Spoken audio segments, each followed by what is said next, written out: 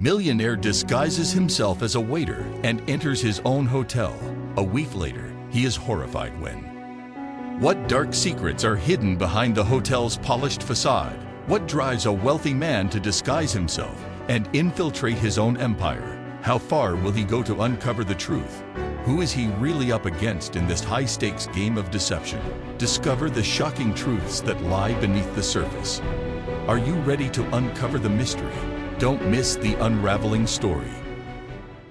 I never thought I'd find myself here, standing in the cramped, cluttered back room of my own hotel, staring at the reflection of a stranger in the mirror. The name tag I fumbled with read Matthew Walker, but the man in the mirror bore little resemblance to the person I'd been for most of my life. Just days ago, I was Matthew Anderson, a billionaire who commanded respect with a mere glance, surrounded by the luxury of my penthouse office, with its leather chairs and a skyline view that made the world seem like a chessboard waiting for my next move. Now I was just another nameless, faceless worker in a plain white shirt and a black vest that felt 2 sizes too small. The contrast was jarring, and the unfamiliarity of it all left a cold pit in my stomach. But there was no turning back. My empire, built on ambition, calculated risks, and an unwavering pursuit of excellence, was crumbling beneath me. The signs were subtle at first: a few discontented guests, a couple of negative reviews, whispers of declining service standards. I had dismissed them, confident that my trusted team would handle such minor issues. But as the months wore on, the reports grew more alarming. Unclean rooms, unhappy guests, and a staff that seemed more disillusioned by the day. The glossy reports my managers handed me were nothing but well-crafted lies, obscuring the rot that had taken root in the very heart of my business. It was time to descend from my ivory tower and confront the reality I had long ignored. The decision to go undercover wasn't one I made lightly. I knew the risks. If anyone recognized me, the whole charade would be over before it began. But there was no other way. I needed to see the truth with my own eyes, to experience firsthand the conditions that had led to the slow decay of my beloved empire. So I handed over the reins of the business to my most trusted advisor, donned the uniform of a waiter, and checked into my own hotel as Matthew Walker, a man who, in many ways, didn't exist. If anyone could uncover the truth, it had to be me. Or so I desperately hoped. The dining room was a sea of tables, some already occupied by guests sipping their morning coffee, others waiting to be set up for the breakfast rush. I had expected to feel out of place, but the sense of disorientation was more overwhelming than I had anticipated. The elegant chandeliers that once added a touch of class to this space now felt like harsh spotlights, illuminating the cracks in the facade I had worked so hard to maintain. "Hey, new guy." A voice pulled me out of my thoughts. I turned to see a tall, burly man with a clipboard in hand, his face set in a permanent scowl. He looked like someone who had seen it all, and had little patience for anything new. "You must be the new waiter they just hired. Name's Mike. I'm the shift supervisor," he said, his tone clipped and businesslike. "Yeah, that's me, Matthew Walker," I replied, forcing a smile that felt as awkward as the clothes I was wearing. Mike barely glanced at me before ticking something off his list. "Great, great. We're short-staffed today, as usual. You'll be on breakfast service. It's a madhouse, so keep up and don't get in the way." His eyes narrowed as he looked me up and down, clearly skeptical of my ability to handle the chaos that was about to unfold. "You ever done this kind of work before?" he asked, the doubt evident in his voice. "Not exactly," I admitted, keeping my answer vague. "But I'm a quick learner." Mike snorted, a sound that was equal parts disbelief and disdain. "We'll see about that," he muttered, shoving a stack of menus into my hands. "Guests here are high maintenance, and management's no better. One slip-up, and you'll be out on your ass." I nodded, slipping the menus under my arm as Mike turned and barked orders to a couple of waitresses who were frantically preparing for the breakfast rush. My heart pounded in my chest, and I felt a knot of anxiety tighten in my stomach. This was it. No more cushy board meetings or delegating problems from a distance. I was in the trenches now, and the reality of it hit me harder than I'd anticipated. As I stepped out into the dining room, I couldn't help but notice the little things that were off.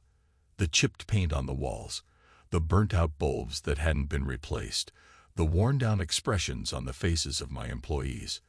These were things that would never have been tolerated in the hotels I had envisioned when I first started out.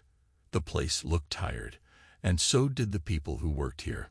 The door to the kitchen swung open, and a middle-aged woman with graying hair struggled to carry a tray full of plates. Her face was flushed, and sweat beaded on her forehead as she navigated the crowded space. Instinctively, I rushed over to help, taking the tray from her hands before she dropped it. "Thanks," she breathed, her voice thick with exhaustion, as she glanced up at me with tired eyes. "You must be the new guy. Matthew, was it?" "That's right," I said, setting the tray down on the stand beside her. "Just started today." "I'm Helen," she said, wiping her brow with the back of her hand. "Been here 15 years. It's a tough gig, but it pays the bills. Just stay out of Andrew's way, and you'll be fine." "Andrew?" I asked, curiosity piqued.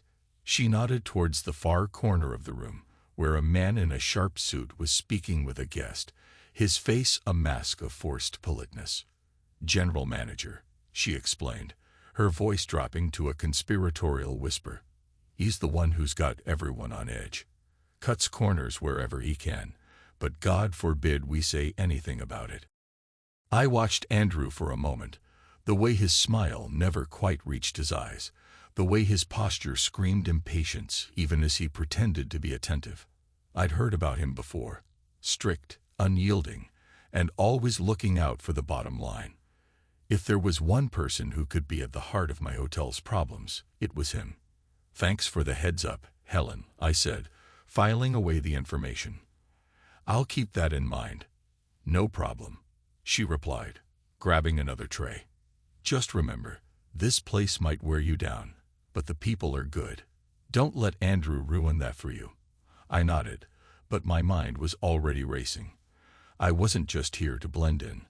I was here to fix things. And from the looks of it, that was going to take a lot more than just observing. The morning rush hit like a tidal wave, and I found myself right in the thick of it. As a waiter, I was on my feet from the moment I clocked in, navigating the crowded dining room, balancing trays and dodging harried coworkers. The hotel lobby bustled with guests checking in and out, and the constant chatter filled the air.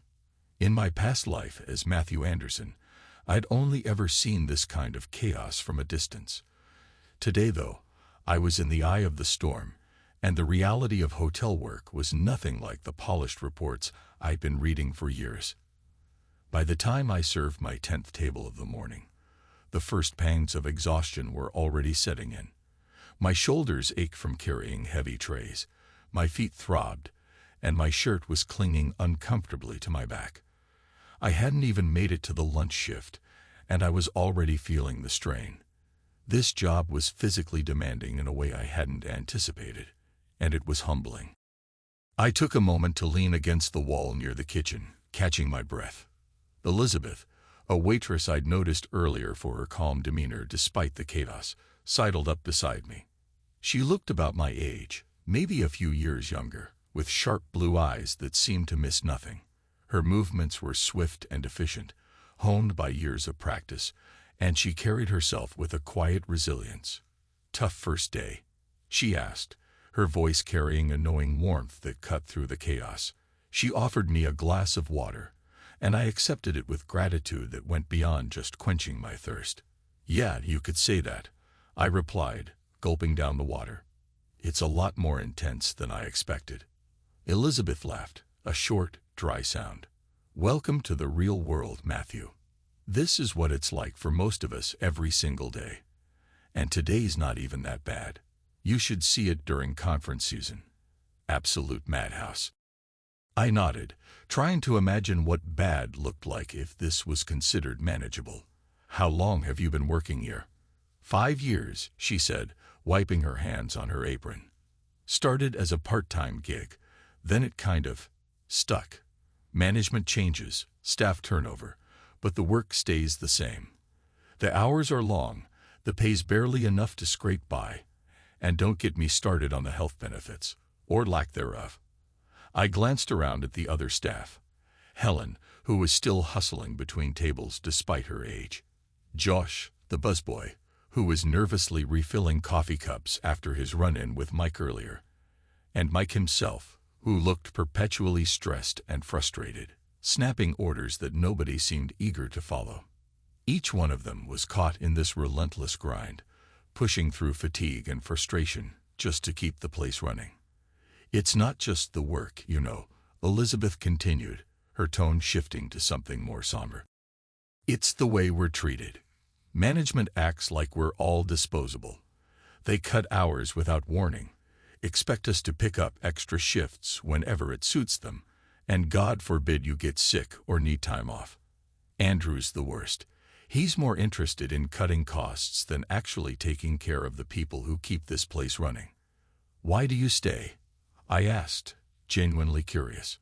I could see the toll it was taking on her, on all of them. Elizabeth shrugged, offering a wry smile. I've got bills to pay, and the tips are decent on good days. Besides, there's a weird kind of camaraderie here. We're all in the same boat, you know. It's not like the other places are any better. Her words stuck with me. This wasn't just a job for these people. It was their livelihood, a necessity. They put up with the grueling conditions because they didn't have a choice. And while I could walk away from this experiment whenever I wanted, they were trapped in a system that didn't value them beyond the hours they could work. I watched as Elizabeth moved back to the floor, expertly dodging a wayward guest and smoothly taking an order without missing a beat. Her resilience was admirable, but it was also heartbreaking. It was clear that the problems ran deeper than just one bad manager. The entire culture of the hotel was off, from the way staff were treated to the unrealistic expectations placed on them. It was a mess that I was only just beginning to understand. By midday, I was running on adrenaline. The lunch rush was even worse than breakfast, with guests spilling into the dining area, demanding service. I juggled orders, mixed up drink requests, and endured more than one complaint about the wait times. It was relentless, and by the end of my shift, I was drenched in sweat. My feet were screaming, and my patience was frayed. I retreated to the back room, collapsing into a chair and closing my eyes for a moment of respite. The sound of the kitchen clattered around me, pans banging, dishes clinking, and the incessant chatter of cooks and servers trying to keep up. Mike walked in, tossing his clipboard onto a nearby table with a frustrated sigh. "This place is a circus," he muttered, rubbing his temples. "Busy day," I offered, trying to gauge his mood. "Does it ever slow down?" Mike scoffed. "Slow down? Not in this place. Management's always pushing for more. More guests, more turnover, more profit. They don't care how it happens, just that it does." I hesitated, then ventured. "Have you ever thought about bringing these issues up to Andrew? Or he'll know, suggesting some changes." Mike laughed bitterly. "Andrew doesn't listen to us. He's got his orders from the top, and all he cares about is making his numbers look good. Besides, who's gonna listen to a bunch of grunts like us? We're just cogs in the machine, easily replaced." I nodded slowly, absorbing the weight of his words. This wasn't just a management issue. It was systemic, embedded in the very fabric of how the hotel operated. If this was happening here, it was likely happening across the entire chain. The problem was bigger than I'd thought, and fixing it would take more than just firing a few bad managers. As I prepared to leave for the day, I noticed Elizabeth and Helen huddled together, sharing a quick laugh over something. Despite the exhaustion etched on their faces, there was still a spark of camaraderie, a shared resilience that kept them going. It was a small, fleeting moment, but it reminded me why I was here. This wasn't just about saving my business. It was about making things right for the people who made it possible. I changed out of my uniform, slipping back into my own clothes, but I couldn't shake the weight of what I'd experienced. The harsh realities of hotel work were far removed from the glossy images I'd been sold, and the people behind those jobs were more than just names on a payroll. They were the lifeblood of the entire operation. As I walked out of the hotel, I made a silent vow. I wasn't just going to fix what was broken. I was going to rebuild it from the ground up, with the people who mattered most at the center of it all. And if that meant making some tough decisions along the way, then so be it. This was my hotel, and I was going to take it back, starting now. The next few days at the hotel were an eye-opener. I continued to work undercover as Matthew Walker, and the more I observed, the clearer it became that the issues here ran deep. Mismanagement wasn't just a problem. It was the root cause of nearly every frustration, every inefficiency, and every disillusioned employee. Andrew, the general manager, was a constant presence, a looming figure who seemed to relish his power more than his responsibilities. He was the kind of manager who watched from the sidelines, barking orders, but rarely stepping in to help when things got tough. He was quick to criticize, but slow to offer solutions, more interested in assigning blame than finding fixes. One afternoon, I caught a glimpse of just how destructive his leadership style could be. The lunch rush was in full swing, and the kitchen was backed up with orders. A mix-up with a delivery had left them short on ingredients, and tensions were running high. Elizabeth and I were hustling to keep the guests happy, but the strain was evident. We needed more hands on deck, but Andrew was nowhere to be seen. As I passed by the office, I heard Andrew's voice echoing down the hallway, raised and angry. I hesitated, then edged closer, listening in. "You think I care about your excuses?"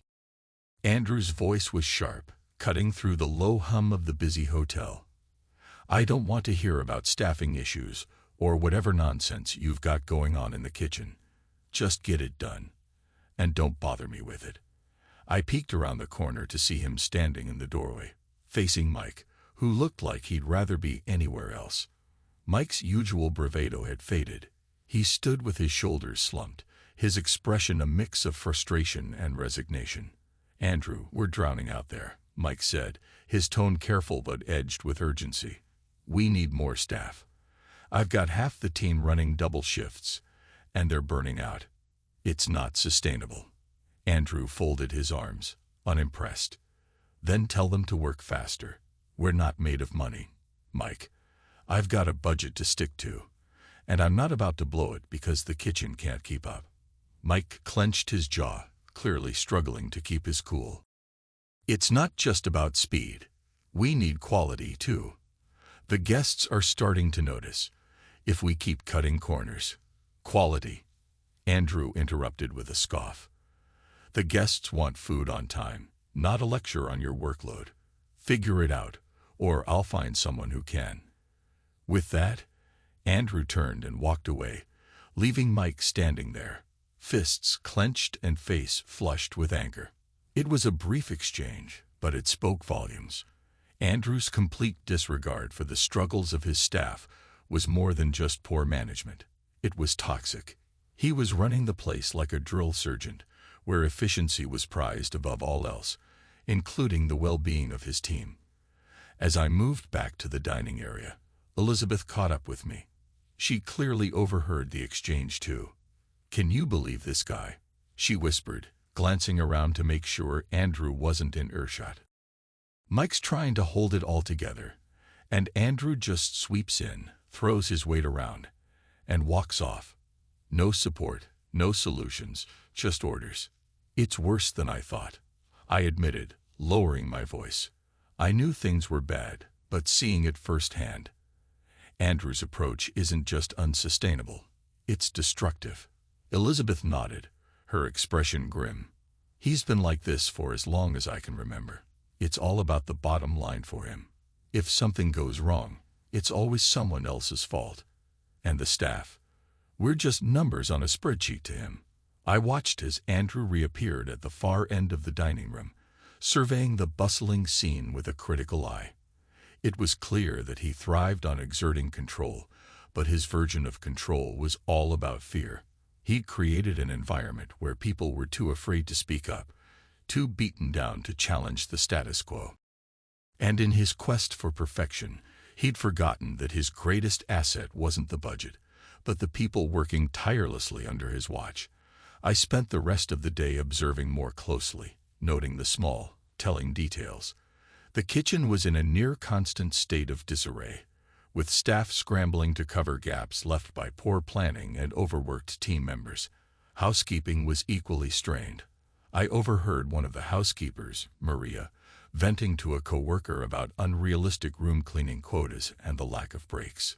"It's not just one bad day," Maria said, frustration lacing her words.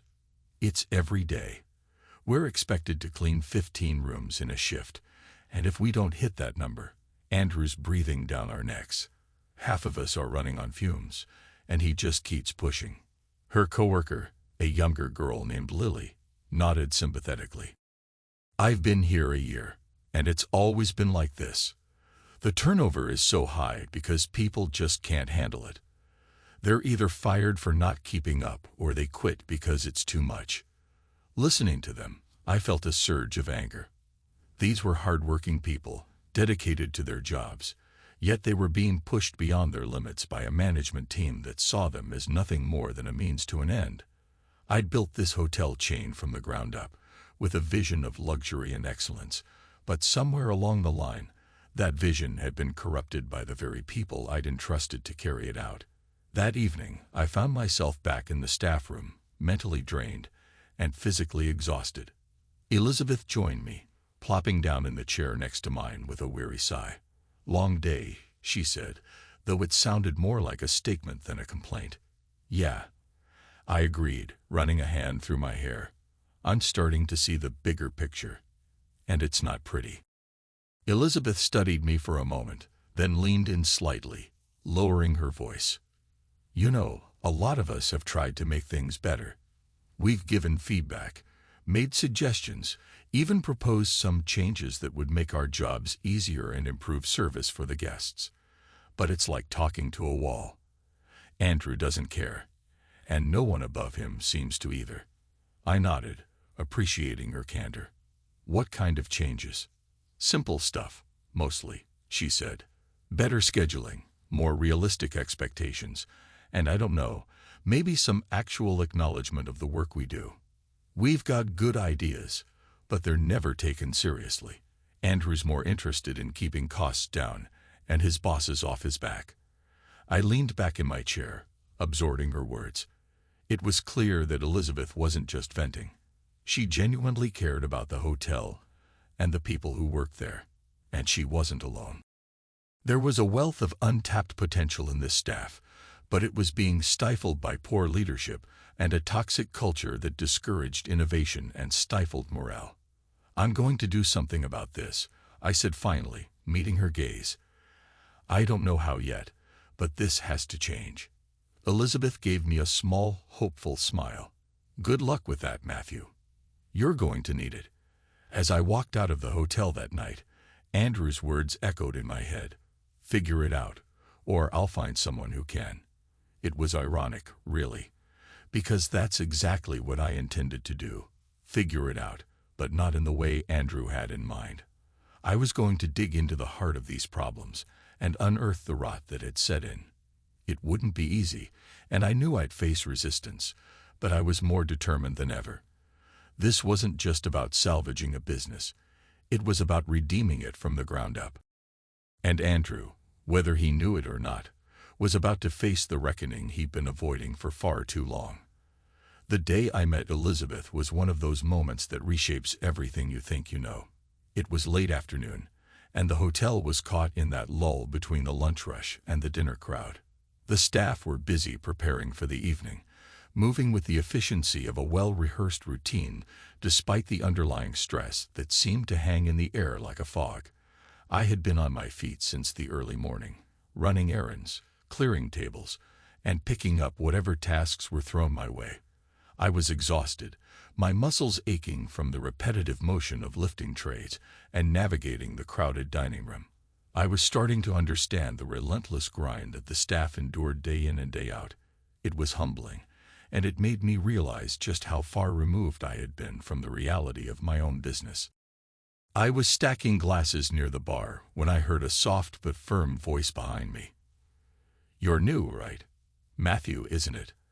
I turned around to see a young woman with a warm smile and bright, intelligent eyes. She was petite, with auburn hair tied back in a neat ponytail, and she moved with the practiced ease of someone who knew the hotel inside and out. There was something about her presence that was immediately comforting, like a lighthouse in the middle of a storm. "Yeah, that's me," I replied, offering a tired smile. "Matthew Walker, the new waiter." "I'm Elizabeth," she said, extending her hand. Her grip was firm, confident. "I've been here for a couple of years now. If you need any help or if you're trying to figure out the ropes, just let me know." "Thanks, I appreciate it," I said, glancing around the bustling room. "It's a lot to take in." Elizabeth chuckled, nodding knowingly. "It is. This place can be a bit of a madhouse, especially under Andrew's watch. But you get used to it, I guess, or you quit. Most people do the latter." I laughed, though it was more out of recognition than humor. "Yeah, I've noticed. It's chaotic." "That's one word for it," she said, picking up a tray of glasses and expertly balancing it on her shoulder. "Honestly, it didn't used to be this bad. When I first started, things were tough, but we had a sense of teamwork, you know. It felt like we were all in it together. But Andrew, well, he's kind of killed that vibe." I watched as she set the tray down with a practiced motion, her expression briefly clouding as she mentioned Andrew. It was clear she had seen more than her fair share of mismanagement and had learned to navigate it with a mix of resilience and quiet defiance. "What keeps you here, then?" I asked, genuinely curious. "If it's so bad, why stick around?" Elizabeth shrugged, her smile returning but tinged with a hint of sadness. "Honestly, the people. Not the management, obviously, but the staff. There's a real sense of camaraderie when you get past the stress and the crappy pay. We look out for each other. And I guess I just keep hoping things will get better." She paused, looking at me thoughtfully. "I've tried to suggest changes, little things that could make a big difference, but Andrew's not exactly open to feedback. He's more about the numbers, the efficiency metrics, and less about the human side of things. It's frustrating, but I try to make the best of it."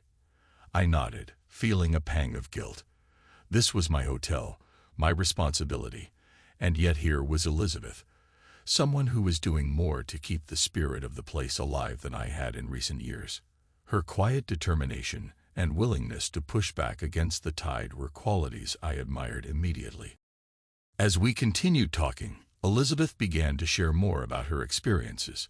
She told me stories about the guests, the quirks of the hotel's layout, and the little hacks she'd developed to make her job easier.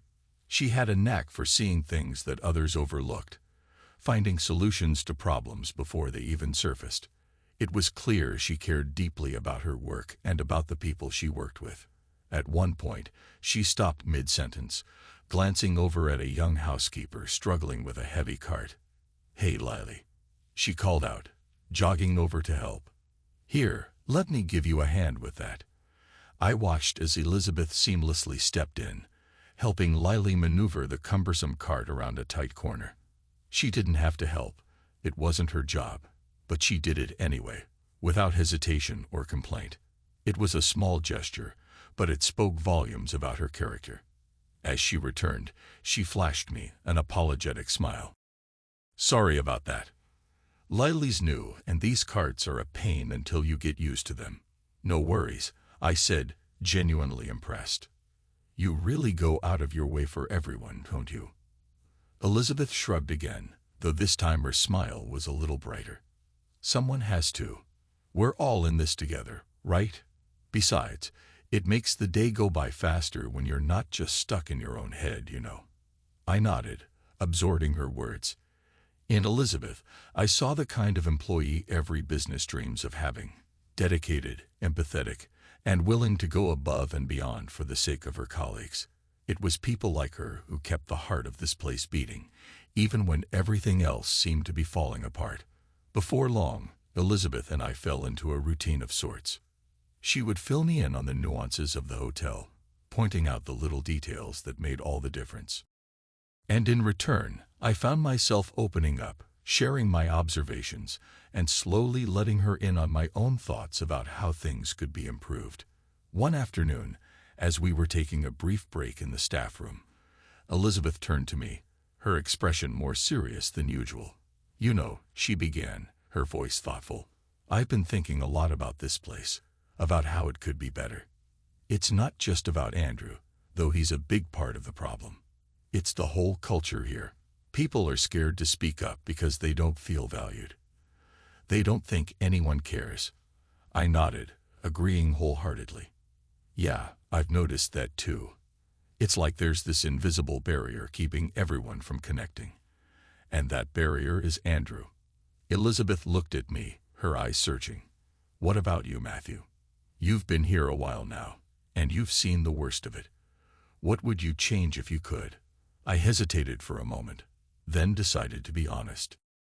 "I think it starts with listening, actually hearing what people have to say, and then acting on it. It's like you said, the staff have good ideas. They just need a chance to be heard." Elizabeth nodded, her expression softening. "Exactly. It's not rocket science, is it?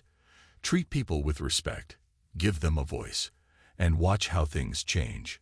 As we finished our break and headed back to the floor, I felt a renewed sense of purpose. Elizabeth's words had lit a fire within me, reigniting the passion I'd once had for this business. She had shown me that the heart of the hotel wasn't in its luxurious rooms or its prime location, but in its people. And if I wanted to turn things around, I needed to start from there, with the employees who were the true backbone of this place. Meeting Elizabeth wasn't just a coincidence. It was a wake-up call. She reminded me of the values I had built my empire on, and how far I'd strayed from them. I knew then that I couldn't just stand by and watch as everything I'd worked for was slowly eroded by poor leadership and neglect. I had to take action, and Elizabeth had given me the clarity to see the path forward. As the shift wound down, and I watched Elizabeth move through the dining room, greeting guests with her genuine smile, and helping her coworkers with effortless grace, I realized something important. This wasn't just about fixing a hotel. It was about restoring a community, one that had been neglected for far too long. And with Elizabeth's help, I was ready to make that change, one step at a time. The next few days were a whirlwind of long shifts, back-to-back tasks, and mounting frustrations. But there was something different this time. My undercover mission had shifted from simply observing the day-to-day operations to actively engaging with the people who made the hotel run. I found myself not just working alongside the staff, but truly connecting with them, understanding their struggles, and witnessing firsthand the toll that the mismanagement had taken on their morale. Elizabeth's insights weighed heavily on my mind. Her words had reignited a sense of responsibility within me. It was clear that if anything was going to change, I needed to step up, even if it meant risking my cover. Every day, I saw dedicated employees trying to do their best under oppressive circumstances. Their resilience, despite the lack of recognition and support, inspired me. One morning, I arrived at the hotel earlier than usual. The lobby was quiet, the air filled with the faint scent of fresh coffee brewing in the cafe. I made my way to the staff break room, where a few early risers were already gathered, nursing their first cups of the day. Elizabeth was there, chatting with a couple of housekeepers. She waved me over, her eyes bright despite the early hour. "Morning, Matthew," she greeted with her usual warmth. "Early start today." "Yeah, couldn't sleep," I replied, grabbing a cup of coffee. "Too much on my mind, I guess." Elizabeth raised an eyebrow, giving me a knowing look. "I know that feeling. This place has a way of creeping into your thoughts, doesn't it?" "More than I expected," I admitted, taking a sip of my coffee. "It's been eye-opening, to say the least." We chatted briefly before she headed off to start her shift. As I watched her go, I felt a renewed sense of determination. I couldn't just stand by and let the toxic culture continue. I needed to take action, to show the staff that someone cared, even if they didn't yet know who I really was. Later that day, I found myself in the kitchen during a particularly busy lunch rush. The chefs were working at a frenzied pace, and the heat from the stoves made the air feel thick and oppressive. Orders were flying in faster than they could be fulfilled, and the stress was palpable. "Order up. Where's the runner?" one of the chefs shouted, his voice tinged with frustration. A young waiter scrambled to grab the plates, but it was clear he was overwhelmed. I stepped in, picking up a tray and loading the orders myself. As I moved through the kitchen, I could feel the tension easing slightly. Just by stepping in and helping, I was able to make a small difference, even if only for a moment. The staff's gratitude was evident in their nods and brief smiles, and it fueled my resolve. As I set the plates down at a table in the dining room, I heard a familiar voice behind me. "You're not afraid to get your hands dirty, are you?" I turned to see Carla, one of the senior waitresses, watching me with a bemused expression. She was a tough, no-nonsense type who had been with the hotel for years and had seen more than her fair share of ups and downs. "Just trying to help out where I can," I said, wiping my brow with the back of my hand. Carla smirked, crossing her arms. Most new guys wouldn't jump into the chaos like that, especially not without being told. "You sure you're just a waiter?" I chuckled, a little nervously.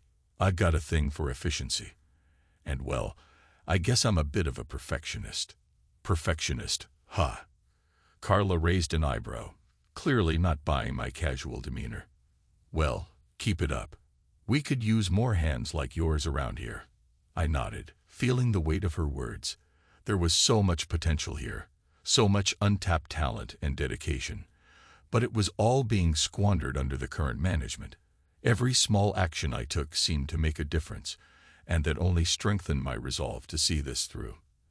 As the day went on, I made a point to check in with other employees, asking how they were doing and if there was anything I could do to help. I listened to their grievances, no matter how small, and did my best to offer solutions. Whether it was adjusting a shift schedule to accommodate a family obligation or simply acknowledging someone's hard work, I realized that these little gestures could have a big impact. In the middle of the afternoon, I ran into Elizabeth again. She was refilling salt and pepper shakers at one of the side stations, her brow furrowed in concentration. I approached, feeling the need to share my growing determination. "Elizabeth," I said, leaning against the counter beside her, "I've been thinking about what you said. The ideas, the need for change. You're right. Things can't stay like this." She looked up, her expression softening into a smile. "I'm glad to hear that, Matthew. But talk is cheap around here. We've heard promises of change before, but it never sticks." "I know," I said, meeting her gaze. "But I'm not just talking. I want to do something about it. I've seen enough to know that things have to change. And not just the big stuff, but the little things too. The way people are treated, the way feedback is handled. It all matters." Elizabeth nodded, her eyes reflecting a mix of hope and skepticism. "You're different, Matthew. I can tell, but you'll need more than good intentions to turn this place around. Andrew has a tight grip on the staff, and most people are too scared to speak up. That's why I need your help," I said earnestly. "You've got the respect of the staff. They listen to you. If we work together, maybe we can start to shift things, even if it's just a little at a time." Elizabeth studied me for a moment, then nodded slowly. "All right, I'm in. But let's be smart about this. Small changes, little victories. If we try to do too much too fast, Andrew will catch on." "Agreed," I said, feeling a surge of optimism. One step at a time. With Elizabeth on board, my determination solidified. This was no longer just about observing or gathering information. It was about making a tangible difference. And with each passing day, I found myself more and more committed to turning things around, not just for the sake of the business, but for the people who had given so much of themselves to keep it running. I knew there would be challenges ahead, and that Andrew wouldn't take kindly to my meddling. But I was ready. The staff deserved better, and I was going to do everything in my power to make that a reality. The weeks following my decision to address the toxic culture at the hotel were filled with subtle but significant changes. The atmosphere started to shift, with small improvements in efficiency and morale. Yet the positive changes were not without their challenges. The biggest hurdle was Andrew, the general manager, whose mismanagement had been at the root of so many issues. Andrew was a large man, with a demeanor to match his stature. He exuded a sense of authority that was often more oppressive than empowering. He didn't take kindly to disruptions in his carefully controlled system, and my under-the-radar attempts to implement changes had not gone unnoticed. One afternoon, I was in the staff lounge, helping a couple of new hires with their paperwork when Andrew stormed in. His face was set in a grim line, and his eyes scanned the room with an air of suspicion. I could feel the tension rise as he walked over, his heavy footsteps echoing on the tiled floor. "Matthew," he said sharply, his voice cutting through the casual chatter. "A word with you." I nodded, setting aside the clipboard I'd been working on. "Sure, Andrew. What's up?" Andrew motioned for me to follow him to a quieter corner of the lounge. His eyes bore into me as he began speaking in a low, intense tone. "I've noticed some changes around here. Things aren't running as smoothly as they used to." I took a deep breath, knowing that this conversation was coming. I've been trying to address some of the issues that staff have brought up. I thought it might help improve things. Andrew's expression hardened. "And you think you're qualified to make those changes? You're just a waiter, Matthew. You don't know the first thing about managing a hotel." "I'm aware of my position," I replied calmly, "but I've been observing and talking to the staff. There are real problems that need addressing. If you take their feedback seriously, you might see what I mean." Andrew's eyes flashed with irritation.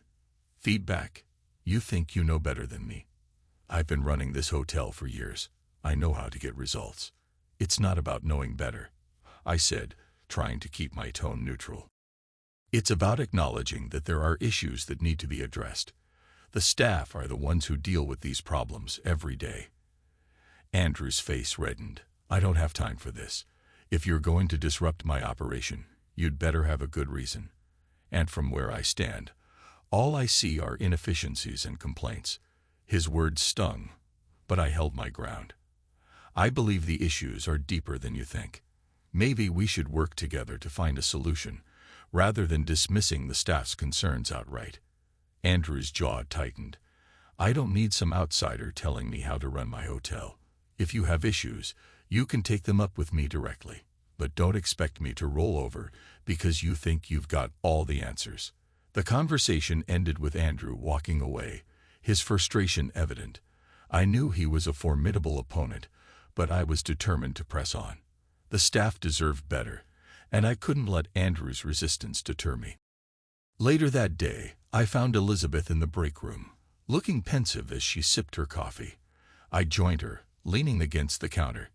"Hey, Elizabeth, I just had a run-in with Andrew. He's not happy about the changes." Elizabeth sighed, setting her cup down. "I figured as much. Andrew doesn't like his authority challenged. He's been running this place with an iron fist for too long." "But what happened?" I filled her in on the conversation. Elizabeth listened attentively, her expression a mix of concern and frustration. "I knew it wouldn't be easy," she said finally. "Andrew's not the type to take kindly to criticism, especially from someone he sees as just a waiter." "I'm starting to realize that," I admitted, "but I can't back down now. I've seen too many problems and too much potential for things to improve. If we let Andrew's attitude dictate our actions, nothing will ever change." Elizabeth nodded, her determination mirroring mine. "You're right. We need to keep pushing, even if it means facing more conflicts with Andrew. The staff are counting on us." The next few days were tense. Andrew's demeanor grew colder, and he began scrutinizing every move I made. It became clear that he was monitoring my actions closely, looking for any excuse to shut down the changes I was trying to implement. One day, as I was working in the lobby, I overheard a conversation between Andrew and one of the senior staff members, Carla. Andrew's voice was low but filled with menace. "Carla, I need to know what's going on with this new guy," Andrew said. "He's stirring up trouble, and I want to be prepared." Carla's voice was steady, though I could sense the underlying tension.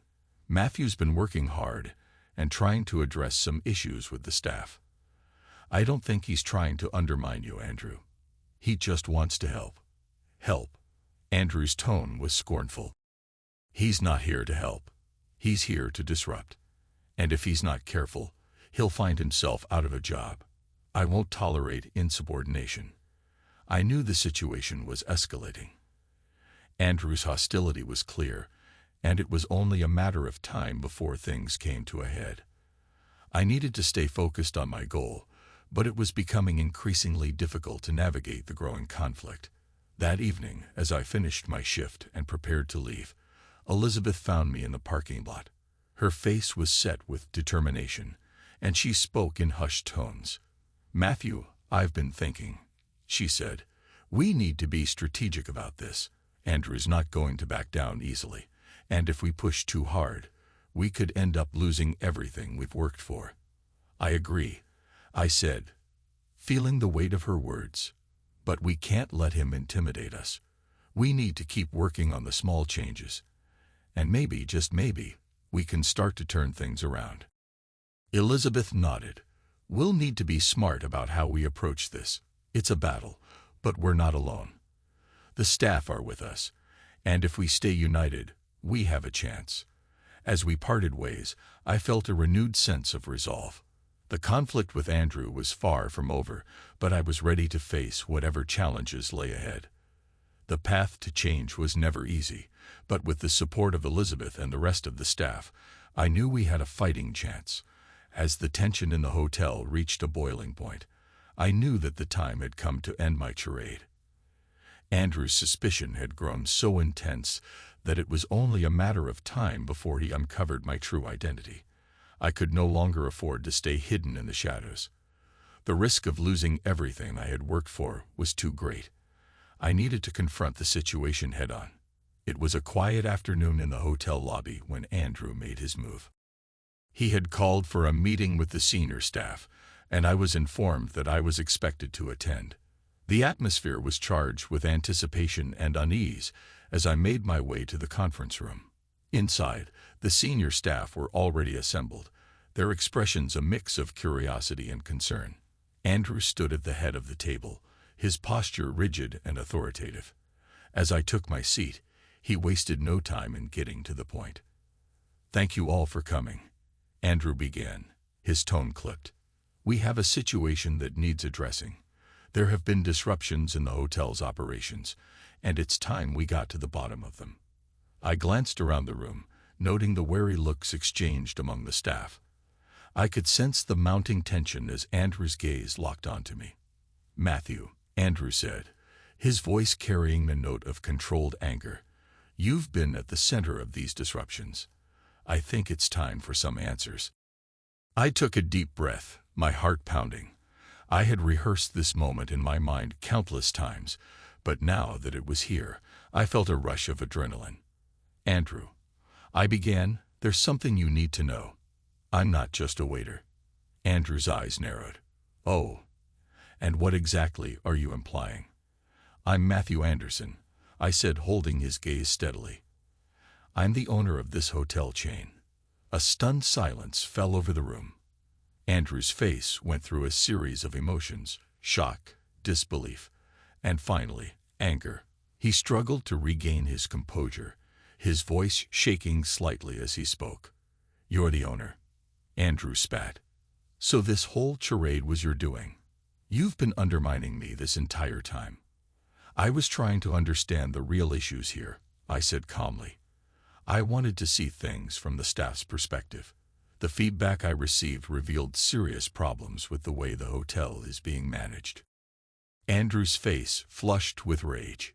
"You think you know better than me. I've dedicated years to this hotel. I'm not about to be judged by someone who pretended to be one of the staff." It's not about judging you personally, I said, trying to keep my voice steady.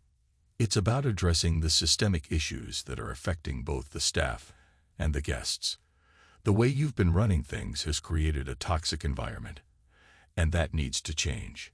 The senior staff exchanged nervous glances, clearly uncomfortable with the confrontation. Elizabeth, who had been sitting quietly at the back of the room, finally spoke up. "Andrew," she said, her voice steady but firm, "Matthew's right. We've been trying to make improvements, but you've been blocking every suggestion and treating us unfairly. It's time for a change." Andrew's anger boiled over. "You've all been part of this insurrection. I won't stand for it. If you think you can just overthrow me and take over, you're sorely mistaken." I stood up, meeting Andrew's furious gaze with a sense of resolve. "I'm not here to overthrow anyone. I'm here to make things better for everyone involved. But if you can't work with us to create a positive environment, then we'll have to make some difficult decisions." Andrew's face was a mask of fury and disbelief. "You think you can just come in and fix everything with a few changes? You're delusional." Elizabeth stepped forward, her voice filled with determination. "It's not just about a few changes. It's about creating a supportive and respectful workplace. We're all committed to that goal, and we won't back down." The room was filled with a heavy silence as Andrew struggled to process the situation. His authority had been undermined, and he was losing control. I knew that this was a turning point, and the decisions made in the coming hours would determine the future of the hotel. Andrew's shoulders slumped slightly, his anger giving way to a sense of defeat. "Fine," he said through gritted teeth. "Do what you want, but don't expect me to be a part of it." With that, Andrew stormed out of the room, leaving the staff and me to process the aftermath. I could see the mixture of relief and apprehension on the faces of the senior staff. The battle was far from over, but the first step had been taken. Elizabeth approached me, a faint smile on her lips. "You did it. Now we just need to follow through and make sure the changes we started continue." I nodded, feeling a weight lift from my shoulders. "We will. We have a lot of work ahead of us, but we're in this together." As the meeting came to a close, I felt a renewed sense of hope. The path to transforming the hotel was clear, and with the support of the staff, I was determined to see it through. The challenges ahead were daunting, but for the first time in a long while, I felt like we were on the brink of real change.